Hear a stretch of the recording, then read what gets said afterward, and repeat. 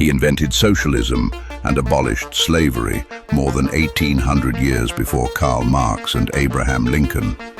His name was Wang Mang, and 2,000 years later, China is still half convinced he was a time traveler. And the man who destroyed him only makes that easier to believe. He beat Wang Mang with methods so impossible that the histories say heaven itself came down to fight on his side. The Chinese internet gave him a name no other emperor has ever worn, the Son of Destiny. His name was Liu Xiu, the man history would crown Emperor Guangwu of Han. Two emperors, one impossible reign caught between them. This is the story of a strange, short interlude in the middle of the Han dynasty, the time traveler and the Son of Destiny. His name was Wang Mang, and to understand him, you have to understand that for most of his life, everyone thought he was a saint. The Wang family ran the Han court. His aunt was the Empress Dowager. His uncles were the most powerful men alive, drowning in wine, gold, and women. Wang Mang was the one exception. He wore plain robes, he ate simple food, he studied the ancient texts like a monk. When his mother was sick, he tasted her medicine himself. When he received gifts, he gave them to scholars. In a dynasty rotting with greed, he looked like the only honest man in China. The people loved him. Officials wrote songs about him. When one of his sons killed a household slave, Wang Mang forced that son to commit suicide. A father who would kill his own child for a slave's life. The empire had never seen virtue like it. But here is the thing the histories whisper. It may all have been a performance, the greatest political performance in Chinese history, because step by step, the saint climbed. Regent, then regent to a child emperor, then regent to an infant who could barely walk. The boy emperor before that one, Emperor Ping, died at 14, and some of the histories say it was Wang Mang who poisoned him. Then came the omens, conveniently. A white stone with red writing, Wang Mang should be emperor. Wells of sweet wine, dragons in the rivers, petitions flooded in. By some accounts, nearly 500,000 people begged him to take the throne. In the year 9 AD, he stopped pretending. Wang Mang ended the Han dynasty and crowned himself emperor of a brand new dynasty. He called it Xin. It means new. He was about to find out how dangerous that word could be. This is the part that made him a legend. Wang Mang did not want to just rule China. He wanted to redesign it from scratch. First, the land. For centuries, rich families had swallowed the farms and turned free peasants into serfs. So Wang Mang nationalized every field in the empire. Overnight, all land belonged to the state. No one could buy it. No one could sell it. It would be measured out fairly to the people who actually farmed it. He called it the King's Fields. Then he came for slavery. He banned the buying and selling of human beings across the entire empire. Then the economy. He created 6 great state monopolies: salt, iron, wine, coinage, the mountains, and the waters. He opened government offices that loaned money to the poor at a fixed, low rate of interest. He ordered the state to stockpile grain and fix prices so merchants could never gouge a starving family again. Land reform, abolishing slavery, state banks, price controls, public welfare. Now read that list again and remember the year. It is the year 9 AD. The Roman Empire is still expanding. Jesus is a child. One of China's greatest modern scholars, Hu Shi, called Wang Mang a socialist emperor, 18 centuries before socialism had a name. And that is why, 2,000 years later, the internet looked at him and made its joke. That somewhere, a man from the future fell through time, landed in ancient China, and tried to build the world he remembered. They even point to an object. In Wang Mang's time, China produced a bronze measuring tool, a sliding caliper, that looks almost exactly like a modern one. Dig up a 2,000-year-old tool that looks like it came straight out of a machine shop, and the joke writes itself. It is only a joke. Wang Mang was no traveler. He was a scholar obsessed with an ancient golden age. But the joke survives for one reason. Because the reforms were real, and every single one of them failed. A man from the future would have known the most dangerous truth about reform. The future cannot be ordered into existence by decree. The great families who owned the land did not surrender it. They revolted. The reform was so hated, so impossible to enforce, that within 3 years Wang Mang was forced to cancel it. The slavery ban collapsed the same way. Then he broke money itself. He scrapped the old coins and issued new ones, then scrapped those and issued more. By the end, he had flooded the empire with 28 different kinds of currency. No one knew what anything was worth anymore. The economy didn't slow down, it seized. And while the empire starved, the emperor was busy with names.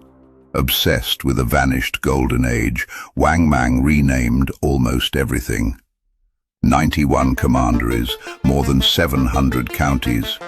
He renamed them so often that official decrees had to print the old name in brackets because no one could remember what anything was called anymore. Then he insulted the world beyond his walls. He demoted the foreign kings on his frontier and renamed the ruler of the Xiongnu the submissive slave. The frontier exploded into war. Now the empire was burning inside and out at once. And then, as if heaven had an opinion, came the catastrophe. Around the year 11 AD, the Yellow River, China's cradle and China's curse, broke its banks and changed its course. It drowned entire provinces. It erased farmland that had fed millions. Famine followed, then plague. People stripped the bark from the trees. They boiled grass and roots. And then, the histories tell us, they ate each other. The utopia of the perfect man had become a hell, and the starving did what the starving always do. They picked up whatever they could swing, and they rose. In the marshes, an army gathered and called itself the Green Forest. In the east, peasants painted their eyebrows blood red so they could tell friend from foe in the slaughter. The red eyebrows. Tens of thousands, then hundreds of thousands. A tide of the starving rolling toward the throne. And hidden inside that tide was a quiet young man with a secret in his blood. His name was Liu Xiu. On paper, a nobody. A farmer from the south who was good with grain and good with books. But his family name was Liu, the same Liu as the emperor's Wang Mang had erased. A distant, faded branch of the old Han royal line. As a young man, Liu Xiu had 2 modest dreams. He once said them out loud. In office, I would serve as captain of the imperial guard. For a wife, I would win the beautiful Yin Li Hua. A good job, a beautiful wife. That was all the ambition he admitted to. But his older brother, Liu Yan, dreamed bigger. Liu Yan wanted the throne back. So the brothers joined the Green Forest and raised the banner of the fallen Han. At first, they were almost a joke. Liu Xiu was so poor he rode into his first battles on an ox. But the rebellion grew teeth. They crowned a Han puppet as emperor, took cities, and frightened the throne in Chang'an. Wang Mang, the perfect man, looked out at the chaos his perfect world had made and decided to end it with one blow. He assembled the largest army the world had seen in generations. By the count of the histories, 430,000 men. They called it 1,000,000. They brought caged tigers and leopards to terrify the enemy. This ocean of soldiers marched on a single small city, where Liu Xiu was trapped with fewer than 9,000 men. The city was called Kunyang. The numbers alone should have ended it. 430,000 of Wang Mang's soldiers against 9,000 trapped inside Kunyang. a ratio so absurd that even today some historians argue the real number must have been smaller. It didn't matter. However you count it, Kunyang should have been the end. The Xin army surrounded the walls dozens deep, siege towers, tunnels, a storm of arrows so thick that men inside fetched water with doors held over their heads. Liu Xiu's commanders wanted to surrender. Wang Mang's generals were already arguing over who would get the credit for the kill. So Liu Xiu did the only thing more insane than staying.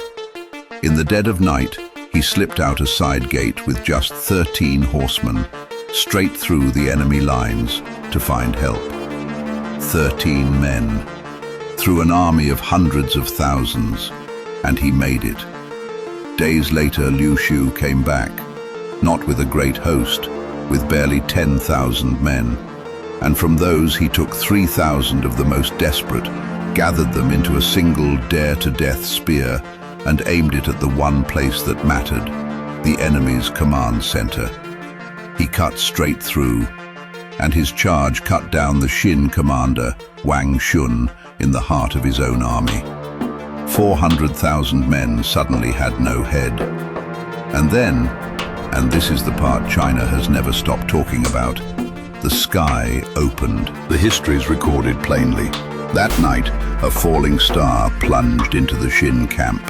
By day, a cloud the histories describe as a collapsing mountain fell out of the sky onto the army and dissolved a foot above their heads. The soldiers threw themselves to the ground in terror.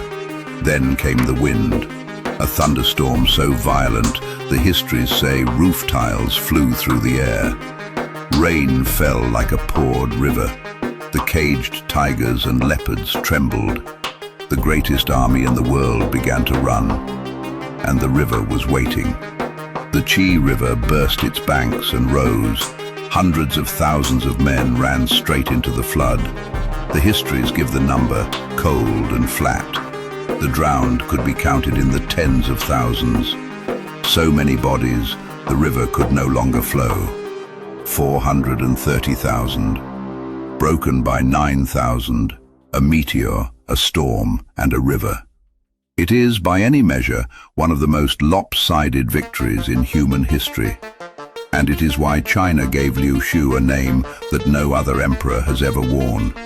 The Son of Destiny, the man the universe itself refused to let lose.